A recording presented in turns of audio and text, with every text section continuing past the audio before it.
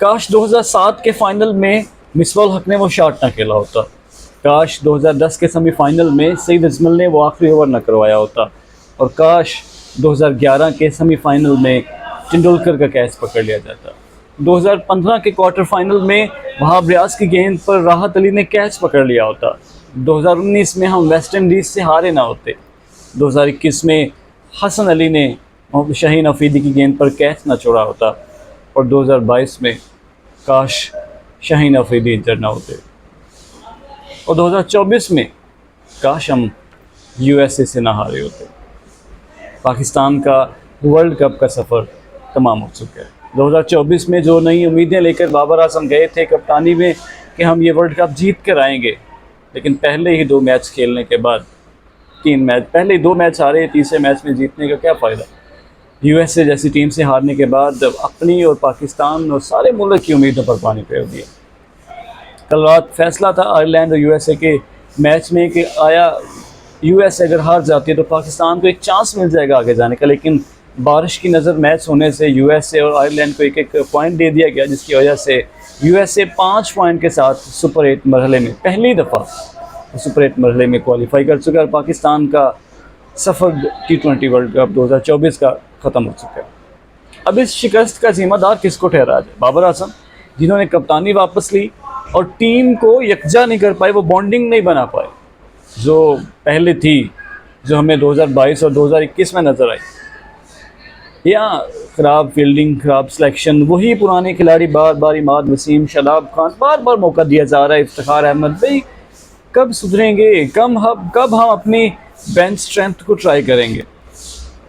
अब सवालात उठ रहे हैं, ये करना चाहिए था, वो करना चाहिए था, लेकिन वो जनाब हैं कि मानते नहीं है। आप जो मर्ज़ी कह लें कि बाबर आजम अजीम खिलाड़ी है, अच्छे रिकॉर्ड्स हैं उसके, नंबर 1 बैट्समैन है दुनिया का, लेकिन उन अच्छे रिकॉर्ड्स को हमने क्या करना है जब वो अपनी टीम को जितवा नहीं सकता।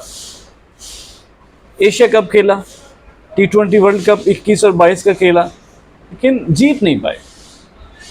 अच्छे कप्तान नहीं है, ये मान लीजिए। एक अच्छे प्लेयर हैं लेकिन अच्छे कप्तान नहीं है। उनमें वो स्टैट्स नहीं, उनके वो स्टैट्स बताते नहीं, उनमें वो गट्स नहीं है कप्तानी वाले। वो फैसला नहीं कर पाते, उन्हें पता ही नहीं चलता कौन सा बॉलर कब कहाँ कैसे यूज़ करना है।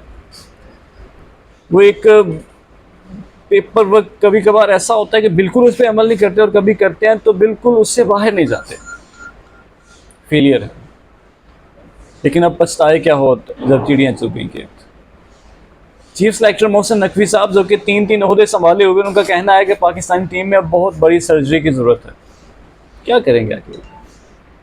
ज़्यादा से ज़्यादा बाबर आजम को कप्तानी से हटा दिया जाएगा, इमाद वसीम को गुड बाय दोबारा से कह दिया जाएगा, मोहम्मद आमिर फिर रिटायरमेंट ले लेंगे, चाचा इफ्तिखार को घर भेज दिया जाएगा। ग्रुपिंग जो बन चुकी है टीम में, वो कैसे ख़त्म होगी?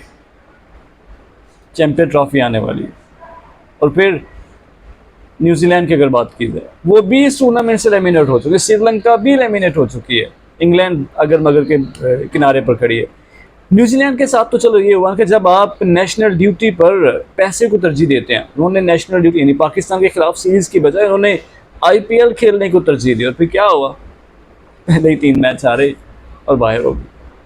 टीम बुरी नहीं है, लेकिन अल्लाह जब लाठी उठाता है तो वो बेआवाज़ होती है।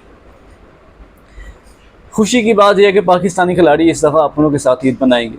कल उनका आखिरी मैच आयरलैंड के खिलाफ। कल भी मेरा ख्याल वही कंपटीशन उतरेगा, विनिंग कंपटीशन। हम कौन सा विनिंग कंपटीशन है भाई? इब्रार अहमद बेंच पर बैठा हुआ। 2019 में ऐसा हुआ कि टीम जहाज़ पर जाने ही वाली थी, अभी चढ़ने ही वाली थी, के पीछे आवाज़ आई कि मोहम्मद हसनैन को भी लेते जाइएगा।